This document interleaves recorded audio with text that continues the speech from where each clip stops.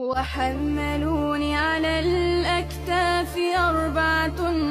من الرجال وخلفي من يشيعني،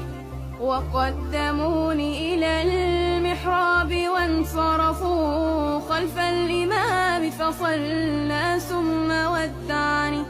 صلوا علي صلاة لا ركوع لها ولا سجود لعل الله يرحمني،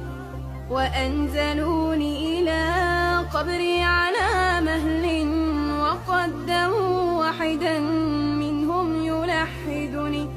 وكشف الثوب عن وجهي لينظرني، وأزبل الدمع من عينيه أغرقني، فقام محترما بالعزم مشتملا وصفف اللبن من فوقي